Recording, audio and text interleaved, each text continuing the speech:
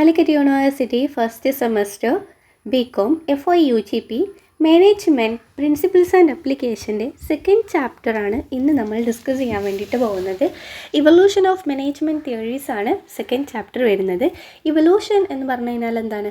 പരിണാമം അല്ലേ? അപ്പോൾ ഈ മാനേജ്മെൻറ്റ് തിയറീസൊക്കെ എങ്ങനെയാണ് ഉദ്ഭവിച്ചിട്ടുള്ളത്, എങ്ങനെയാണത് പരിണാമം അല്ലെങ്കിൽ എങ്ങനെയാണത് പരിണമിച്ചിട്ടുള്ളത് എന്നുള്ള കാര്യങ്ങളൊക്കെയാണ് ആക്ച്വലി നമുക്ക് ഈ ഒരു വീഡിയോയിലൂടെ നോക്കാൻ വേണ്ടിയിട്ടുള്ളത് കേട്ടോ. അപ്പോൾ പ്രധാനമായിട്ടും 3 കാലഘട്ടങ്ങളിലൂടെയാണ് നമ്മൾ കടന്നു പോയിട്ടുള്ളത്.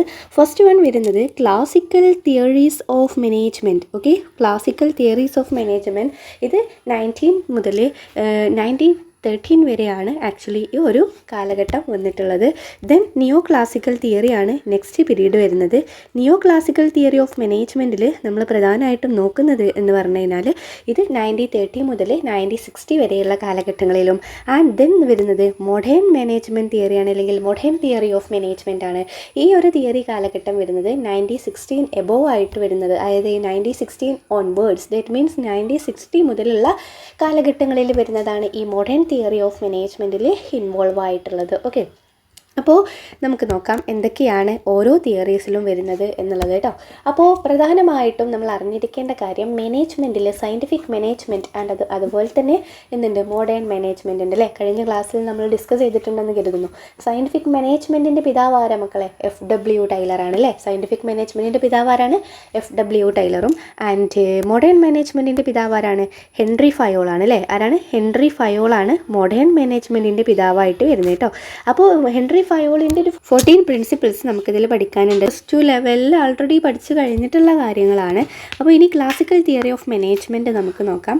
ക്ലാസിക്കൽ തിയറി ഓഫ് മാനേജ്മെൻറ്റ് അല്ലേ, ആ ഒരു തിയറിയിലോട്ട് പോകുന്നതിന് മുമ്പ് നമ്മൾ അറിഞ്ഞിരിക്കേണ്ട കാര്യങ്ങളെന്ന് പറഞ്ഞു കഴിഞ്ഞാൽ മാനേജ്മെൻറ്റിൻ്റെ തോട്ട്സ് അല്ലെങ്കിൽ മാനേജ്മെൻറ്റ് തിയറീസിൻ്റെ ആ ഒരു ഇവല്യൂഷൻ്റെ ഫസ്റ്റ് കാലഘട്ടം ഉണ്ടല്ലോ, ആ ഒരു കാലഘട്ടങ്ങളിൽ ഇമ്പോർട്ടൻസ് കൊടുത്തിട്ടുണ്ടായിരുന്നത് വർക്കേഴ്സിനും അവരുടെ എഫിഷ്യൻസിക്കായിരുന്നു. ദെയർ എഫിഷ്യൻസി, വർക്കേഴ്സിന് കൺസിഡറേഷൻ കൊടുക്കുക അല്ലെങ്കിൽ വർക്കേഴ്സിനെ ഫോക്കസ് ചെയ്യുക എന്നുള്ളത് കൊണ്ട് ഇവിടെ ഉദ്ദേശിക്കുന്നത് അവരുടെ സാറ്റിസ്ഫാക്ഷൻ അല്ല, പകരം എന്താണ്, അവരെ കൊണ്ട് മാക്സിമം ജോലി ചെയ്യിക്കുക, അവരുടെ എഫിഷ്യൻസി മാക്സിമം ഇൻക്രീസ് ചെയ്യുക. എന്തിനു വേണ്ടിയിട്ടാണ്? ഓർഗനൈസേഷൻ്റെ ഗോൾ അച്ചീവ് ചെയ്യാൻ വേണ്ടിയിട്ടാണ്. ബട്ട് നമ്മൾ പിന്നീട് വന്നിട്ടുള്ള ഒരു കാലഘട്ടത്തിൽ എന്ന് പറഞ്ഞു കഴിഞ്ഞാൽ ഹ്യൂമൻ റിലേഷൻസിനൂടെ ഒന്നുകൂടെ ഇമ്പോർട്ടൻസ് കൊടുത്തിട്ടുണ്ടായിരുന്നു. ഹ്യൂമൻ റിലേഷൻസിന് ഇമ്പോർട്ടൻസ് കൊടുക്കുക എന്ന് പറഞ്ഞു കഴിഞ്ഞാൽ അവിടെ ഹ്യൂമൻസിനെ ഒരു മെഷീനായിട്ട് കൺസിഡർ ചെയ്യാതെ ഹ്യൂമൻസിനോട് അവരുടെ ഒരു റിലേഷൻഷിപ്പിന് അവിടെ ഒരു പ്രാധാന്യം കൊടുക്കുന്നുണ്ടായിരുന്നു. എംപ്ലോയി റിലേഷൻഷിപ്പിനൊക്കെ, അല്ലെങ്കിൽ മാനേജറും അതുപോലെ എംപ്ലോയീസും തമ്മിലുള്ള ആ ഒരു റിലേഷൻഷിപ്പിനൊക്കെ വളരെയധികം നല്ല രീതിയിലുള്ള ഒരു പ്രാധാന്യം ഇവിടെ കൊടുക്കുന്നുണ്ടായിരുന്നു. പിന്നീട് വരുന്നത് എന്ന് പറഞ്ഞു കഴിഞ്ഞാൽ പിന്നീട് വന്നിട്ടുള്ള, അതായത് ഈ പ്രസൻറ്റ് ഡേയ്സിലൊക്കെ ഫോളോ ചെയ്യുന്ന ആ ഒരു മെത്തേഡിൽ യൂസ് ചെയ്യുന്നത് എന്ന് പറഞ്ഞു കഴിഞ്ഞാൽ ഈ സയൻറ്റിഫിക് മാനേജ്മെൻറ്റിൻ്റെ മെത്തേഡ്സും, അതായത് ഈ വർക്കേഴ്സിനും അവരുടെ എഫിഷ്യൻസിക്കും ഇമ്പോർട്ടൻസ് കൊടുക്കുന്ന ആ ഒരു മെത്തേഡിൻ്റെയും ആൻഡ് ഹ്യൂമൻ റിലേഷൻസിന് ഇമ്പോർട്ടൻസ് കൊടുക്കുന്ന ആ ഒരു മെത്തേഡിൻ്റെയും കോമ്പിനേഷനാണ് പ്രസൻറ്റ് ഡേയിൽ യൂസ് ചെയ്തുകൊണ്ടിരിക്കുന്നത്. എംപ്ലോയീസിൻ്റെ വർക്കിന് പ്രാധാന്യം കൊടുക്കുന്നുണ്ടോ എന്ന് ചോദിച്ചു കഴിഞ്ഞാൽ അവിടെ പ്രാധാന്യം കൊടുക്കുന്നുണ്ട്. ബട്ട് എംപ്ലോയീസിന് സാറ്റിസ്ഫൈ ചെയ്യിപ്പിക്കുന്നുണ്ടോ എന്ന് ചോദിച്ചു കഴിഞ്ഞാൽ അതും കൊടുക്കുന്നുണ്ട്. ആ ഒരു 2 രീതിയിലുള്ള ഒരു കോമ്പിനേഷനാണ് ആക്ച്വലി ഇന്ന് ഫോളോ ചെയ്ത് കൊണ്ടുപോകുന്നത്. അപ്പോൾ എന്താണ് ക്ലാസിക്കൽ തിയറി ഓഫ് മാനേജ്മെൻറ്റിൽ ഇൻവോൾവ് ആയിട്ടുള്ളത് എന്നുള്ളത് നമുക്ക് നോക്കാം. മാനേജ്മെൻറ്റ് സ്കൂൾ ഓഫ് തോട്ടിൻ്റെ ഡെവലപ്മെൻറ്റിൻ്റെ പ്രൈമറി എഫേർട്ട്, അല്ലെങ്കിൽ മാനേജ്മെൻറ്റ് തോട്ട്സിൻ്റെ ഡെവലപ്മെൻറ്റിൽ പ്രൈമറി എഫേർട്ട് എടുത്തിട്ടുള്ളതാണ് ഈ ഒരു ക്ലാസിക്കൽ തിയറീസിൽ വരുന്നത്. അപ്പോൾ ഈ ക്ലാസിക്കൽ തിയറീസിനെ ആക്ച്വലി എന്തെന്ന് പറയുന്നുണ്ട്? ട്രഡീഷണൽ സ്കൂൾ ഓഫ് തോട്ട് എന്നും ഇതിനെ പറയാറുണ്ട്, അതല്ലെങ്കിൽ ട്രഡീഷണൽ സ്കൂൾ ഓഫ് മാനേജ്മെൻറ്റ് എന്നും ഇതിനെ പറയുന്നുണ്ട്. ആക്ച്വലി ഇത് ഇൻട്രൊഡ്യൂസ് ചെയ്തിട്ടുള്ളത് light of 19th century during the industrial revolution. Industrial revolution എന്ന് പറഞ്ഞു കഴിഞ്ഞാൽ എന്താ, വ്യാവസായിക വിപ്ലവത്തിൻ്റെ ആ ഒരു സമയത്താണ് ആക്ച്വലി ഈ ഒരു തിയറീസിനെ ഇൻട്രൊഡ്യൂസ് ചെയ്തിട്ടുള്ളത്.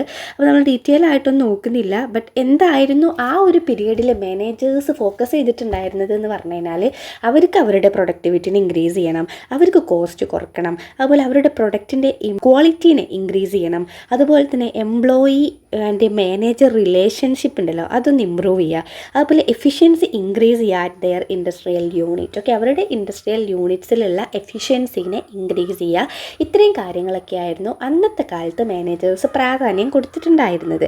ഓക്കെ, അപ്പോൾ ആക്ച്വലി ഈ ഒരു പീരിയഡിൽ പാർട്ടിസിപ്പേറ്റ് ചെയ്തിട്ടുള്ള മാനേജേഴ്സിനെ അല്ലെങ്കിൽ ആ മാനേജ്മെൻറ്റ് തിങ്കേഴ്സിനെയൊക്കെ നമ്മൾ എന്തെന്ന് പറയും, പൊയനിയേഴ്സ് എന്ന് പറഞ്ഞു കഴിഞ്ഞാൽ എന്താ, തുടക്കക്കാരാണ് അല്ലേ.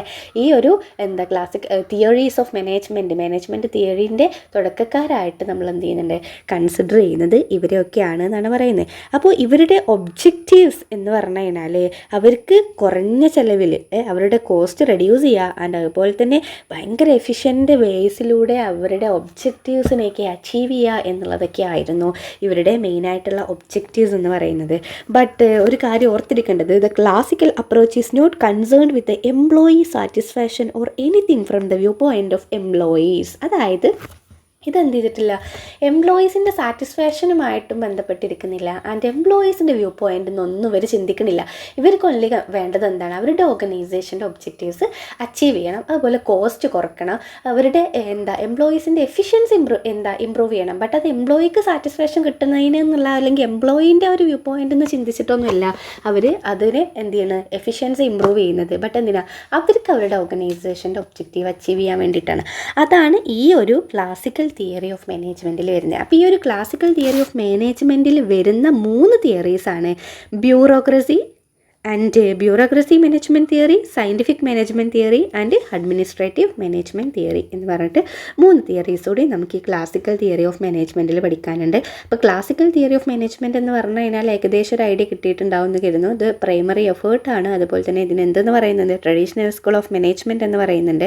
ഇത് ഇൻട്രൊഡ്യൂസ് ചെയ്തിട്ടുള്ളത് in the late 19th century during the industrial റെവല്യൂഷനാണ്. അപ്പം അന്നത്തെ കാലത്ത് മാനേജേഴ്സ് ഫോക്കസ് ചെയ്തിട്ടുള്ളത് എന്ന് പറഞ്ഞു കഴിഞ്ഞാൽ എന്തിലോട്ടൊക്കെ ആയിരുന്നു, അവരുടെ എംപ്ലോയീസിൻ്റെ സാറ്റിസ്ഫാക്ഷന് എല്ലായിരുന്നു അവിടെ പ്രാധാന്യം കൊടുത്തിട്ടുണ്ടായിരുന്നത്. ബട്ട് അവർ പ്രാധാന്യം കൊടുത്തിട്ടുള്ളത് എന്ന് പറഞ്ഞു കഴിഞ്ഞാൽ അവരുടെ ഓർഗനൈസേഷൻ്റെ ഒബ്ജക്റ്റീവ് അച്ചീവ് ചെയ്യുക എന്നുള്ളതായിരുന്നു. ഒരു കാര്യങ്ങളിലും തന്നെ അവർ എംപ്ലോയിൻ്റെ ആ ഒരു വ്യൂ പോയിന്റിൽ നിന്നും ചിന്തിച്ചിട്ടില്ല. അപ്പോൾ ഇത്രയും കാര്യങ്ങളാണ് ക്ലാസിക്കൽ തിയറീസിൽ നമ്മൾ സമ്മറൈസ് ചെയ്തിട്ട് പറയുകയാണെന്നുണ്ടെങ്കിൽ വരുന്നത്. ഇനി ബ്യൂറോക്രസിൻ്റെ കാര്യത്തിലോട്ട് പോകുന്ന സമയത്ത് എന്ന് പറഞ്ഞു കഴിഞ്ഞാൽ ഇവിടെ ബ്യൂറോക്രസി മാക്സ് വെബറാണ് ആക്ച്വലി ബ്യൂറോക്രാറ്റിക് മാനേജ്മെൻറ്റ് തിയറീസിനെ കുറിച്ചിട്ട് എക്സ്പ്ലെയിൻ ചെയ്തിട്ടുള്ളത്. അദ്ദേഹത്തിൻ്റെ ഒരു ബുക്കായിട്ടുള്ള എക്കണോമി ആൻഡ് സൊസൈറ്റിയിലായിരുന്നു ആക്ച്വലി ഇതിനെ കുറിച്ചിട്ട് എക്സ്പ്ലെയിൻ ചെയ്തിട്ടുണ്ടായിരുന്നത്.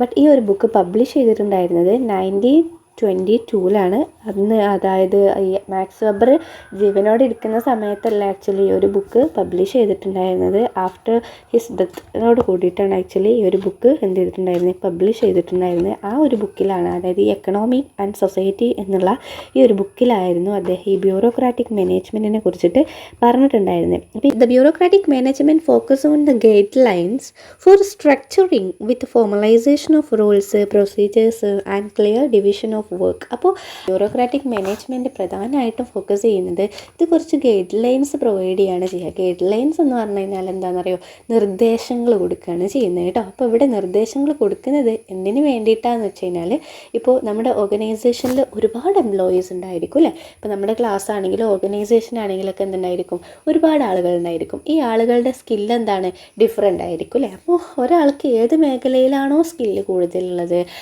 അവരുടെ ആ ഒരു സ്കില്ലിനനുസരിച്ചിട്ടുള്ള അവരുടെ ആ ഒരു സ്പെഷ്യലൈസ്ഡ് സ്കിൽ ഉണ്ടാവുമല്ലോ, അതിനനുസരിച്ചിട്ടുള്ള മേഖലയാണ് നമ്മൾ അവർക്ക് കൊടുക്കുക. അപ്പോൾ എന്ത് ചെയ്യാൻ പറ്റും, ആ മേഖലയിൽ അവർക്ക് ഭയങ്കര എഫിഷ്യൻ്റായിട്ട് വർക്ക് ചെയ്യാൻ പറ്റില്ലേ.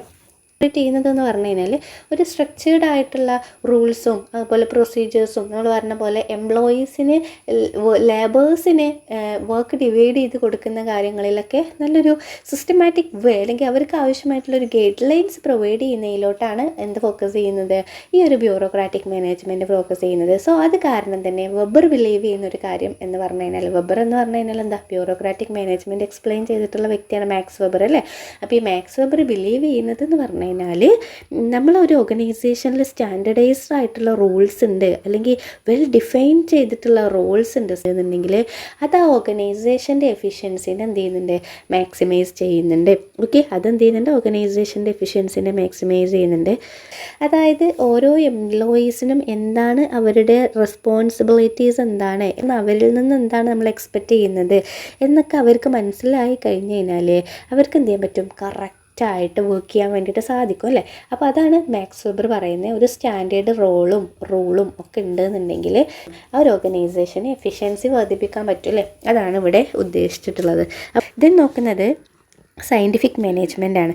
സയൻറ്റിഫിക് മാനേജ്മെൻറ്റ് ഫോക്കസ് ചെയ്യുന്നത് എന്ന് പറഞ്ഞു കഴിഞ്ഞാൽ one best way to do a job, അതായത് ഒരു ജോബ് ചെയ്യാൻ ആവശ്യമായിട്ടുള്ള ബെസ്റ്റ് വേ ആണ് കേട്ടോ, ഒരു ഏറ്റവും നല്ല വഴിയാണ് ആക്ച്വലി എന്ത് സയൻറ്റിഫിക് മാനേജ്മെൻറ്റിലൂടെ പറയുന്നത്. അപ്പോൾ ഈ scientific management theory sometimes called Taylorism എന്ന് പറയും. ബിക്കോസ് എന്താ, ഇതിൻ്റെ പിതാവ് ആരാണ്?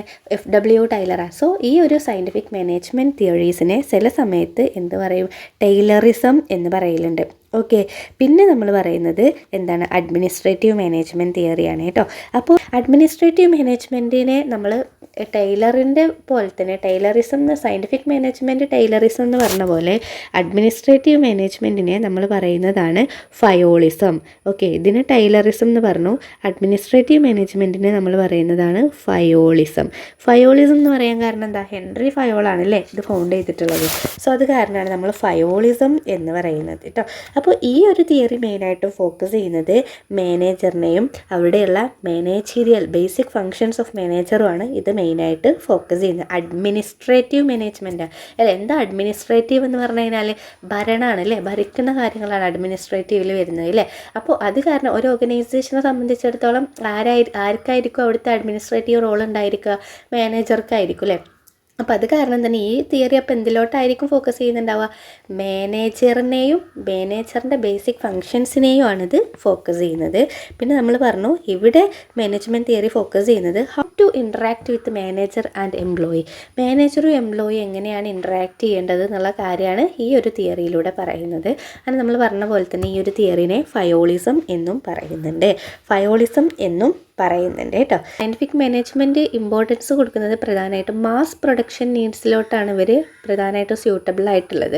But in the case of administrative management theory it's especially important in today's fast moving എൻവയോൺമെൻറ്റിൽ നമുക്ക് വളരെയധികം ഇമ്പോർട്ടൻ്റ് ആയിട്ടുള്ള ഒന്നാണ് എന്തെന്ന് പറയുന്നത് ഈ അഡ്മിനിസ്ട്രേറ്റീവ് മാനേജ്മെൻറ്റ് തിയറി എന്ന് പറയുന്നത് അല്ലേ. അപ്പോൾ ഇത്രയും കാര്യങ്ങളാണ് ക്ലാസിക്കൽ തിയറി ഓഫ് മാനേജ്മെൻറ്റിൽ വരുന്നത്. ദെൻ നമ്മൾ നോക്കുന്നത് neo classical theory of management ആണ്. നമ്മൾ നോക്കാൻ വേണ്ടിയിട്ട് പോകുന്ന തിയറിയാണ് the neo classical theory of management എന്ന് പറയുന്നത്. ഇതിൻ്റെ ഡ്യൂറേഷൻ വരുന്നത് 1913 to 1916 കാലയളവിലാണ്.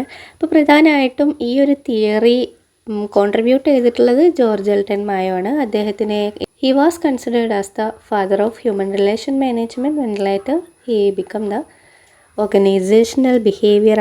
സോ നമ്മൾ ഇവിടെ നോക്കുന്നത് പ്രധാനമായിട്ടും നിയോ ക്ലാസിക്കൽ തിയറി എന്ന് പറഞ്ഞു കഴിഞ്ഞാൽ ക്ലാസിക്കൽ തിയറിൻ്റെ ഒരു എക്സ്റ്റെൻഷൻ വേർഷനാണ്. ദാറ്റ് മീൻസ് ക്ലാസിക്കൽ തിയറിനെക്കാട്ടി ഒന്നുകൂടി എക്സ്റ്റെൻഡ് ആയിട്ടുള്ളൊരു വേർഷനാണിത്.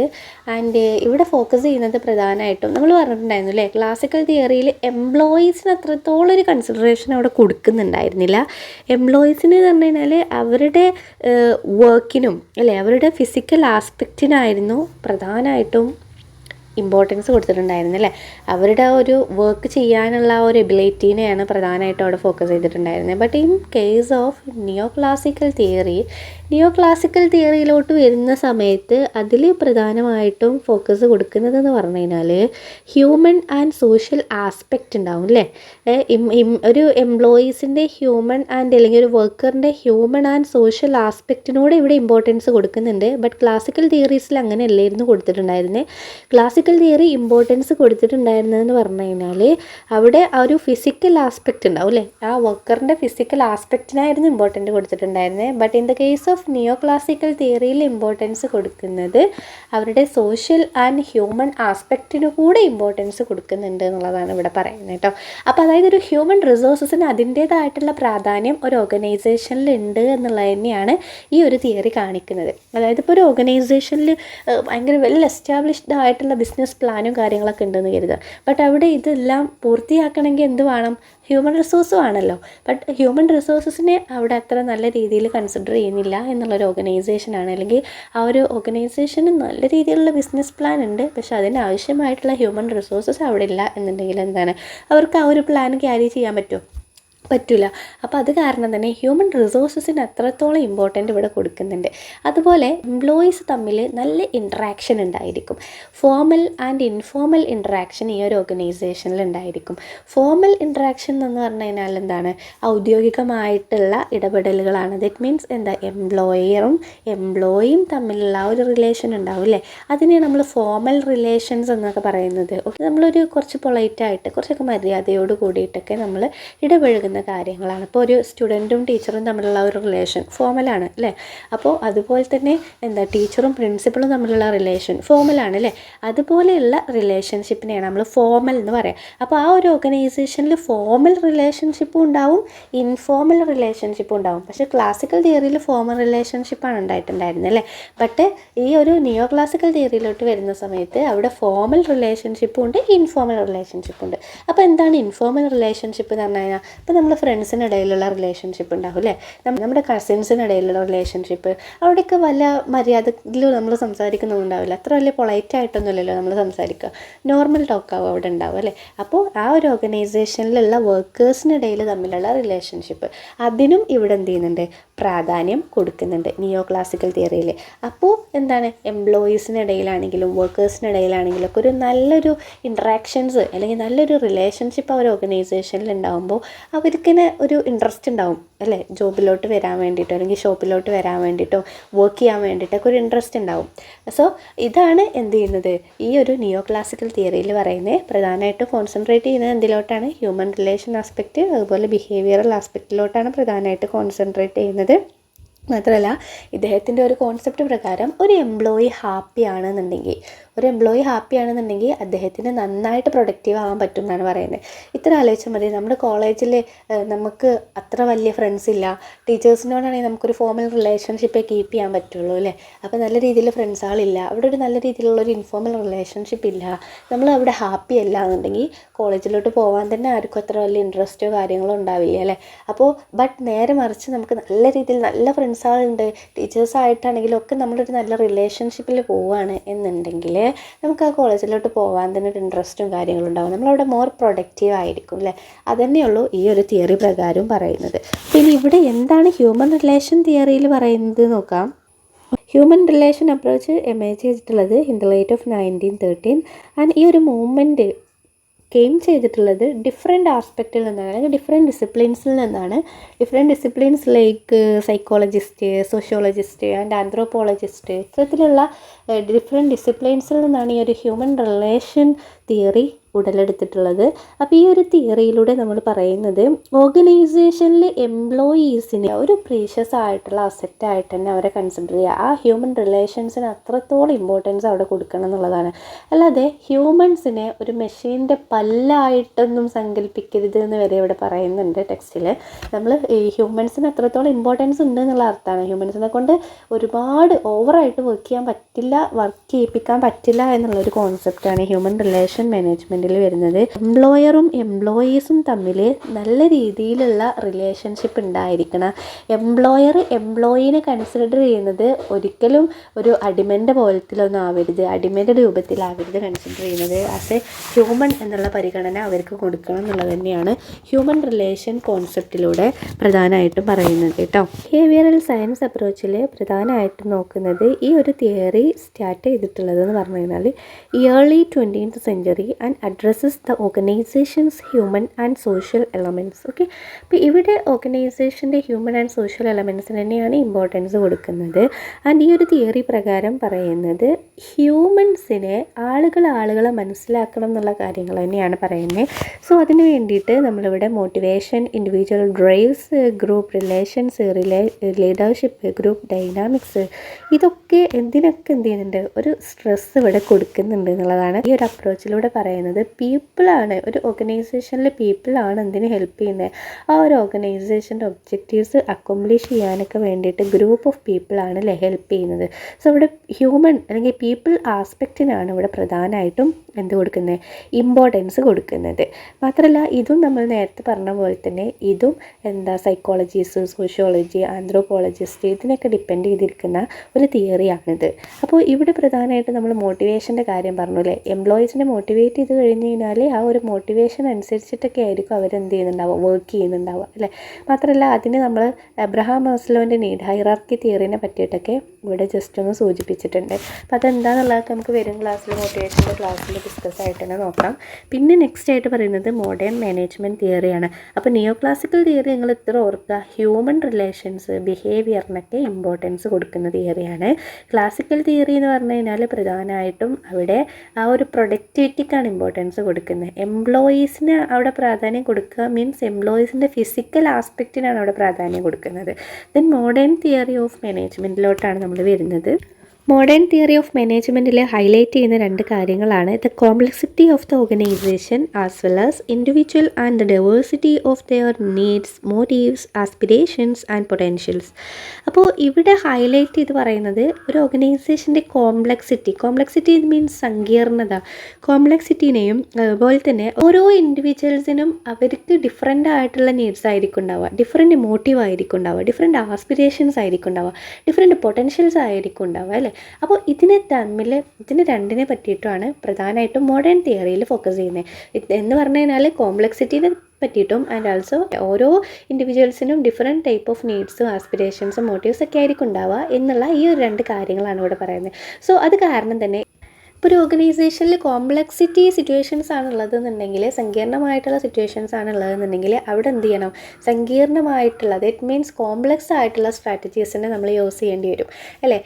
എന്നാൽ ഒരു ഓർഗനൈസേഷനിൽ എങ്ങനെയാണോ അവിടുത്തെ സിറ്റുവേഷൻസ് അതിനനുസരിച്ചിട്ടായിരിക്കണം ആ ഒരു ഓർഗനൈസേഷനിൽ നമ്മൾ എന്ത് ചെയ്യുന്നുണ്ടാവുക, അവിടെ സ്ട്രാറ്റജീസിലും വ്യത്യാസം വന്നുകൊണ്ടിരിക്കുന്നതാണ് പറയണത്. സോ അത് കാരണം തന്നെ മാനേജ്മെൻറ്റിൽ നമ്മൾ യൂസ് ചെയ്യുന്ന സ്ട്രാറ്റജീസ് യൂണിവേഴ്സൽ അല്ല എന്നാണ് ഈ ഒരു മോഡേൺ തിയറി പ്രകാരം പറയുന്നത്. ഈ ഒരു തിയറി എന്ന് പറയുന്നത് ഓർഗനൈസേഷനിൽ നിയോ ക്ലാസിക്കൽ തിയറിനെയും ക്ലാസിക്കൽ തിയറീസിനും എഗെയിൻസ്റ്റ് ആയിട്ടുള്ള ഒന്നാണ് ഈ ഒരു തിയറി എന്ന് പറയുന്നത് കേട്ടോ. അപ്പോൾ ഇത് പ്രധാനമായിട്ടും ഡീൽ ചെയ്യുന്നത് നമ്മൾ പറഞ്ഞ പോലെ കോംപ്ലക്സ് എംപ്ലോയീസിൻ്റെ പോയിൻ്റ് ഓഫ് വ്യൂവിലാണ് ഇത് പ്രധാനമായിട്ടും ഡീൽ ചെയ്യുന്നത് എന്നുള്ളതാണ്. അപ്പോൾ ഈ ഒരു തിയറീസിൽ വരുന്ന, അതായത് ഇവിടെ ഇത്രയുള്ളൂ പറയുന്നത്, നമ്മൾ സ്ട്രാറ്റജി കൊണ്ട് ഒരു ഓർഗനൈസേഷൻ ഒരിക്കലും അതിൻ്റെ ഒരു ഒബ്ജക്റ്റീവ് അച്ചീവ് ചെയ്യാനൊന്നും പറ്റത്തില്ല എന്നുള്ളതാണ്. ഒരു ഓർഗനൈസേഷനിൽ നിന്നും മറ്റൊരു ഓർഗനൈസേഷനെ നമ്മൾ കമ്പയർ ചെയ്യുന്ന സമയത്ത് 2 ഓർഗനൈസേഷനും യൂസ് ചെയ്യുന്നത് 2 തരം സ്ട്രാറ്റജീസ് ആയിരിക്കും. അതുപോലെ തന്നെ ഒരു ഓർഗനൈസേഷൻ്റെ ഉള്ളിൽ തന്നെ ഡിപ്പാർട്ട്മെൻറ്റ്സ് നമ്മൾ യൂസ് ചെയ്യുന്നത് 2 തരം സ്ട്രാറ്റജീസ് ആയിരിക്കും. അത് കാരണം തന്നെ ഒരു ഓർഗനൈസേഷനിൽ ഒരിക്കലും ഒരു സിംഗിൾ സ്ട്രാറ്റജി കൊണ്ട് മൂവ് ചെയ്യാൻ പറ്റില്ല എന്നുള്ളതാണ് ഈ ഒരു മോഡേൺ തിയറി പ്രകാരം പറയുന്നത്. സോ ഈ ഒരു മോഡേൺ തിയറിയിൽ ഇൻവോൾവ് ആയിട്ടുള്ള പ്രധാനപ്പെട്ട തിയറീസാണ് quantitative approaches to management, system approaches to management, contingency approaches to management എന്ന് പറയുന്നത്. അപ്പോൾ ഇതിൽ ഫസ്റ്റ് തന്നെ നമ്മൾ നോക്കുന്നത് management science approach, that means quantitative approach തന്നെയാണ് കേട്ടോ. അപ്പോൾ ഈ മാനേജ്മെൻറ്റ് സയൻസ് അപ്രോച്ച് എന്ന് പറയുന്നത് ഇത് പ്രധാനമായിട്ടും നമ്മൾ യൂസ് ചെയ്യുന്നത് മാനേജ്മെൻറ്റിൻ്റെ പ്രോബ്ലംസ് എന്തൊക്കെയാണ് എന്നുള്ളത് മനസ്സിലാക്കാൻ വേണ്ടിയിട്ടും, ദാറ്റ് മീൻസ് മാനേജീരിയൽ പ്രോബ്ലംസ് മനസ്സിലാക്കാൻ വേണ്ടിയിട്ടും അതിനാവശ്യമായിട്ടുള്ള സ്യൂട്ടബിൾ സൊല്യൂഷൻസ് പ്രൊവൈഡ് ചെയ്യാൻ വേണ്ടിയിട്ടുമാണ് ഈ ഒരു മെത്തേഡ് നമ്മൾ യൂസ് ചെയ്യുന്നത്. അപ്പോൾ ഇത് നമ്മൾ ക്വാണ്ടിറ്റേറ്റീവ് ബേസ്ഡ് ആയിട്ടുള്ള ഡിസിഷൻ മേക്കിംഗ് ആയിരിക്കും ഇവിടെ എടുക്കുന്നുണ്ടാവുക. ദാറ്റ് മീൻസ് എന്താ, ക്വാണ്ടിറ്റേറ്റീവും ക്വാളിറ്റേറ്റീവും തമ്മിലുള്ള ഡിഫറൻസ് നിങ്ങൾ അറിഞ്ഞിരിക്കണം. ക്വാണ്ടിറ്റേറ്റീവ് എന്ന് പറഞ്ഞു കഴിഞ്ഞാൽ ന്യൂമറിക്കലി, ദാറ്റ് മീൻസ് ഇക്വേഷൻസ് ഒക്കെ ഉണ്ടാവില്ല, മാത്തമാറ്റിക്കൽ പ്രോബ്ലംസ് അല്ലെങ്കിൽ മാത്തമാറ്റിക്കൽ സൊല്യൂഷൻസ് ആയിരിക്കും ഇവിടെ ഉണ്ടാവുക, നമ്പേഴ്സ് വെച്ചിട്ട് ന്യൂമറിക്കൽ ആയിരിക്കും. ബട്ട് ക്വാളിറ്റേറ്റീവ് എന്ന് പറഞ്ഞു കഴിഞ്ഞാൽ അത് ന്യൂമറിക്കൽ അല്ലായിരിക്കും. ഓക്കെ, അപ്പോൾ അതാണ് ഇവിടെ തമ്മിലുള്ള ഡിഫറൻസ് എന്ന് പറയാം. മാനേജ്മെൻറ്റ് സയൻസ് അപ്രോച്ച് അതല്ലാന്നുണ്ടെങ്കിൽ ക്വാണ്ടിറ്റേറ്റീവ് അപ്രോച്ചിൽ യൂസ് ചെയ്യുന്നത് പ്രധാനമായിട്ടും ഈ ന്യൂമറിക്കലായിട്ടുള്ള ക്വാണ്ടിറ്റേറ്റീവ് ആയിട്ടുള്ള ഡിസിഷൻ മേക്കിങ്ങിനോട്ടാണ് ഇത് ഹെൽപ്പ് ചെയ്യുന്നത് എന്നുള്ളതാണ് കേട്ടോ. ക്വാണ്ടിറ്റേറ്റീവ് അപ്രോച്ച് അതല്ലെങ്കിൽ മാനേജ്മെൻറ്റ് സയൻസ് അപ്രോച്ച് പ്രധാനമായിട്ടും യൂസ് ചെയ്യുന്നത് ഒരു ഓർഗനൈസേഷൻ്റെ ഫിസിക്കൽ പ്രോബ്ലംസ് സോൾവ് ചെയ്യാൻ വേണ്ടിയിട്ടല്ല, പകരം ആ ഓർഗനൈസേഷൻ്റെ പ്രൊഡക്ഷൻ ആൻഡ് ഇൻവെൻറ്ററി കൺട്രോൾ ഇത് റിലേറ്റ് ചെയ്തിട്ടുള്ള എന്തെങ്കിലും പ്രോബ്ലംസ് ഉണ്ടോ അത് സോൾവ് ചെയ്യാൻ വേണ്ടിയിട്ടാണ് ആക്ച്വലി ഇത് യൂസ് ചെയ്യുന്നത്. ഇത് നോക്കുന്നത് സിസ്റ്റം അപ്രോച്ചാണ്. ഒരു ഓർഗനൈസേഷനെ നമ്മളൊരു സിസ്റ്റമായിട്ട് കൺസിഡർ ചെയ്യുകയാണെന്നുണ്ടെങ്കിൽ ആ ഓർഗനൈസേഷനിലുള്ള ഡിപ്പാർട്ട്മെൻറ്റ്സ് ഉണ്ടാവില്ലേ, അതിന് നമ്മൾ എന്തായിട്ട് കൺസിഡർ ചെയ്യും, സബ് സിസ്റ്റമായിട്ട് കൺസിഡർ ചെയ്യും. ഫോർ എക്സാമ്പിൾ നിങ്ങളൊന്ന് സ്ക്രീനിൽ നോക്കണേ, ഇത് ഓർഗനൈസേഷനാണ്, ഇതിന് നമ്മൾ എന്തായിട്ട് കൺസിഡർ ചെയ്യുന്നു, ഒരു സിസ്റ്റമായിട്ടാണ് കൺസിഡർ ചെയ്യുകയാണ് ഓർഗനൈസേഷനെ. എന്നാൽ അതിൻ്റെ ഉള്ളിലുള്ള ഓരോ സംഭവങ്ങളും, ഇത് ഒരു ഡിപ്പാർട്ട്മെൻറ്റ്, ഇതൊരു ഡിപ്പാർട്ട്മെൻറ്റ്, ഇതൊരു ഡിപ്പാർട്ട്മെൻറ്റ്, ഇങ്ങനെ ഇതെല്ലാം ഓരോ ഡിപ്പാർട്ട്മെൻറ്റാണ്. അപ്പോൾ ഇതിനെയൊക്കെ നമ്മൾ സബ് സിസ്റ്റമായിട്ടാണ് കൺസിഡർ ചെയ്യുക അല്ലേ. അപ്പോൾ ഇപ്പോൾ ഓരോ ഡിപ്പാർട്ട്മെൻറ്റിലും ആ ഡിപ്പാർട്ട്മെൻറ്റ് ഹെഡ് ആയിരിക്കും അല്ലേ, ഹെഡ് ഓഫ് ദ ഡിപ്പാർട്ട്മെൻറ്റ് ആയിരിക്കും അവിടെയുള്ള കാര്യങ്ങൾ കൺസിഡർ ചെയ്യുക. നിങ്ങളിപ്പോൾ നിങ്ങളുടെ കോളേജിനെ ഒരു സിസ്റ്റമായിട്ട് കൺസിഡർ ചെയ്യൂ. ആ കോളേജിൽ പല ഡിപ്പാർട്ട്മെൻറ്റ് ഉണ്ടാവും അല്ലേ, കൊമേഴ്സ് ഡിപ്പാർട്ട്മെൻറ്റ്, മൈക്രോബയോളജി, ജിയോളജി, അങ്ങനെ പല ടൈപ്പ് ഓഫ് ഡിപ്പാർട്ട്മെൻറ്റ്സ് അവിടെ ഉണ്ടായിരിക്കും അല്ലേ. അപ്പോൾ ആ ഡിപ്പാർട്ട്മെൻറ്റിന് ഓരോന്നിനും ഓരോരോ ഹെഡ് ഉണ്ടായിരിക്കും. HOD എന്ന് പറയും, ഹെഡ് ഓഫ് ദ ഡിപ്പാർട്ട്മെൻറ്റ് അല്ലേ. അപ്പോൾ ആ HODs ആയിരിക്കും ആ ഒരു ഡിപ്പാർട്ട്മെൻറ്റിൻ്റെ കാര്യങ്ങൾ തീരുമാനിക്കുക. പിന്നീട് ഈ HODs തമ്മിലായിരിക്കും പ്രിൻസിപ്പലിനെ അറിയിക്കുകയും പ്രിൻസിപ്പളായിരിക്കും ഇവരുടെ ഹയസ്റ്റ് ടോപ്പിലുള്ള ആൾ അല്ലേ. അപ്പോൾ ഇതാണ് എന്തെന്ന് പറയുന്നത് സിസ്റ്റം അപ്രോച്ചിലൂടെ പറയുന്നത്. ഒരു ഓർഗനൈസേഷനെ നമ്മളൊരു സിസ്റ്റമായിട്ട് കൺസിഡർ ചെയ്യുകയാണെന്നുണ്ടെങ്കിൽ അതിൽ സബ്സിസ്റ്റമായിട്ട് വരുന്നത് എന്താണ്, ഡിപ്പാർട്ട്മെൻറ്റ്സ് ആണ്. അങ്ങനെ അവരെടുക്കുന്ന ഓരോ ഡിപ്പാർട്ട്മെൻറ്റ്സും അവിടെ എടുക്കുന്നത് എന്തായിരിക്കും, ഡിഫറെൻ്റ് ആയിട്ടുള്ള ഡിസിഷൻസ് ആയിരിക്കും അല്ലേ. ഇപ്പോൾ നമ്മൾ പറയുകയാണെന്നുണ്ടെങ്കിൽ കൊമേഴ്സ് ഡിപ്പാർട്ട്മെൻറ്റ് എടുക്കുന്ന ഡിസിഷൻ ആയിരിക്കില്ല ആരെടുക്കുന്നുണ്ടാവുക, മൈക്രോബയോളജി ഡിപ്പാർട്ട്മെൻറ്റ് അല്ലെങ്കിൽ ബയോടെക് എടുക്കുന്നുണ്ടാവുക. അപ്പോൾ അത്രയേ ഉള്ളൂ ഇവിടെയും വരുന്നത്. ഇനി നമ്മൾ കണ്ടിജൻസി അപ്രോച്ച് എന്ന് പറഞ്ഞു കഴിഞ്ഞാൽ ഒരു സിറ്റുവേഷൻ അപ്രോച്ച് എന്ന് പറഞ്ഞു കഴിഞ്ഞാൽ ആ ഒരു പെർട്ടിക്കുലർ സിറ്റുവേഷൻസിനനുസരിച്ച് കണ്ട് നമ്മൾ ഡിസിഷൻ എടുക്കുമല്ലോ, അതിനെയാണ് എന്താ പറയുക, കണ്ടിജൻസി അപ്രോച്ച്. അതല്ലാന്നുണ്ടെങ്കിൽ സിറ്റുവേഷണൽ അപ്രോച്ച് എന്ന് പറയുന്നത്. ഒരു എക്സാമ്പിൾ പറയുകയാണെന്നുണ്ടെങ്കിൽ കൊറോണയുടെ ടൈം കൺസിഡർ ചെയ്താൽ മതി. കൊറോണൻ്റെ ടൈമിൽ നമ്മൾ അതുവരെ ഓഫ്ലൈനായി പോയിക്കൊണ്ടിരുന്ന സ്റ്റുഡൻസ് എല്ലാവരും പിന്നീട് പെട്ടെന്ന് ആ സിറ്റുവേഷൻ അനുസരിച്ചിട്ട് മാറിക്കാണ് അല്ലേ. സിറ്റുവേഷൻ അനുസരിച്ചിട്ട് എല്ലാവരും എന്തായി, ഓൺലൈൻ മോഡിലോട്ട് മാറി. സോ അതാണ് സിറ്റുവേഷൻ അനുസരിച്ചിട്ട് നമ്മൾ തീരുമാനങ്ങൾ എടുക്കുന്നതിനെയാണ് എന്തെന്ന് പറയുന്നത്, കണ്ടിജൻസി അപ്രോച്ചസ് എന്ന് പറയുന്നത്. ഇനി moving to the next topic, contribution of Henry Fayol. ഫയോളിൻ്റെ കോൺട്രിബ്യൂഷനാണ് നമ്മൾ നോക്കുന്നത് കേട്ടോ. അപ്പോൾ 1841 to 1925 വരെയാണ് അദ്ദേഹത്തിൻ്റെ ഒരു പീരീഡ് വരുന്നത്. According to Henri Fayol, all activities of an industrial concern can be divided into 6 groups. അപ്പോൾ അദ്ദേഹത്തിൻ്റെ അഭിപ്രായത്തിൽ ഒരു ഓർഗനൈസേഷനിലുള്ള എല്ലാ ആക്ടിവിറ്റീസിനെയും നമ്മൾ 6 ഗ്രൂപ്പ്സ് ആക്കിയിട്ട് ഡിവൈഡ് ചെയ്തിട്ടുണ്ട് എന്നുള്ളതാണ്. അപ്പോൾ അതിൽ വരുന്ന ഗ്രൂപ്പ്സാണ് technical, commercial, financial, security, accounting and managerial. Technical deal ചെയ്യുന്നത് പ്രോസസ് ഓഫ് പ്രൊഡക്ഷൻ ആണ്, അല്ലെങ്കിൽ പ്രൊഡക്ഷൻ പ്രോസസ്സാണ്. കൊമേഴ്ഷ്യൽ ഡീൽ ചെയ്യുന്നത് buying, selling, exchange of goods and material. ഇനി ഫൈനാൻഷ്യൽ ആണെങ്കിലോ, financial activities are concerned with search for an optimal use of capital അല്ലേ. Optimal use of ക്യാപിറ്റലാണ് financial field കേട്ടോ consider ചെയ്യുന്നത്. സെക്യൂരിറ്റി എന്ന് പറയുന്നത് protection of property and person. Okay, പ്രൊട്ടക്ഷനാണ് കേട്ടോ. പ്രൊട്ടക്ഷൻ ഓഫ് എന്തിൻ്റെ പ്രൊട്ടക്ഷനാ, പ്രോപ്പർട്ടിൻ്റെയും ആൻഡ് പേഴ്സണലിൻ്റെയും പ്രൊട്ടക്ഷനാണ് ഇവിടെ പറയുന്നത്. ദെൻ നമ്മൾ പറയുന്നത് അക്കൗണ്ടിങ് ആണ്. അക്കൗണ്ടിങ്ങിലൂടെ പ്രധാനമായിട്ടും പറയുന്നത് stock taking, costing and statistical analysis. ഒക്കെ സ്റ്റോക്ക് ടേക്കിങ്, കോസ്റ്റിങ്, അതുപോലെ സ്റ്റാറ്റിസ്റ്റിക്കൽ അനാലിസിസ് കേട്ടോ. സ്റ്റാറ്റിസ്റ്റിക്കൽ അനാലിസിസ് ആണ് ഇതിൽ പ്രധാനമായിട്ടും വരുന്നത്. ദെൻ മാനേജീരിയലിലാണെങ്കിൽ നമുക്കറിയാം, മാനേജീരിയലിൽ എന്തൊക്കെയാണ് വരിക, പ്ലാനിങ്, ഓർഗനൈസിങ്, കമാൻഡിങ്, കോർഡിനേറ്റിങ്, കൺട്രോളിങ്, ഇത്രയും കാര്യങ്ങളാണ്. ഹെൻറി ഫയോളിൻ്റെ അഭിപ്രായത്തിൽ ഒരു ഓർഗനൈസേഷനിലെ എല്ലാ ആക്ടിവിറ്റീസിനെയും 6 ഗ്രൂപ്പ്സ് ആക്കിയിട്ട് ഡിവൈഡ് ചെയ്തിട്ടുണ്ട്. അതിൽ വരുന്ന 6 ഗ്രൂപ്പ്സാണ് technical, commercial, financial, security, accounting, managerial. ഇനി നെക്സ്റ്റ് ഇതിൽ നമ്മൾ നോക്കുന്നത് ഫങ്ഷൻസ് ആണ്. ഫങ്ഷൻസ് നമുക്ക് എല്ലാവർക്കും അറിയാം അല്ലേ, എന്തൊക്കെയാണ്, പ്ലാനിങ്, ഓർഗനൈസിങ്, കമാൻഡിങ്, കോർഡിനേറ്റിങ്, കൺട്രോളിങ്. എന്താണെന്ന് ഞാൻ ഡീറ്റെയിൽ ആയിട്ട് പറയുന്നില്ല, ബിക്കോസ് പ്രീവിയസ് വീഡിയോസിൽ ഡീറ്റെയിൽ ആയിട്ട് നോക്കിയതാണല്ലോ അല്ലേ. ഇനി നമ്മൾ ഫയോളിൻ്റെ പ്രിൻസിപ്പിൾസ് ഓഫ് മാനേജ്മെൻറ്റിലോട്ടാണ് പോകുന്നത്. ഇപ്പോൾ ഈ ഒരു 14 പ്രിൻസിപ്പിൾ നിർബന്ധമായിട്ടും തന്നെ പഠിക്കണം. പ്രിൻസിപ്പിൾസ്, ഫയോളിൻ്റെ 14 പ്രിൻസിപ്പിൾ നമുക്ക് ഡീറ്റെയിൽ ആയിട്ട് തന്നെ നോക്കണം, ബിക്കോസ് ദസ്സൊക്കെ സെപ്പറേറ്റ് ആയിട്ട് എടുത്ത് ചോദിക്കാം, അല്ലെങ്കിൽ എല്ലാ വെയിറ്റേജിലും ചോദിക്കാൻ ചാൻസ് ഉള്ള ഒന്ന് തന്നെയാണ് ആക്ച്വലി എന്തെന്ന് പറയുന്നത് ഈ ഒരു പ്രിൻസിപ്പിൾസ് ഓഫ് ഫയോളിൻ്റെ പ്രിൻസിപ്പിൾ കേട്ടോ.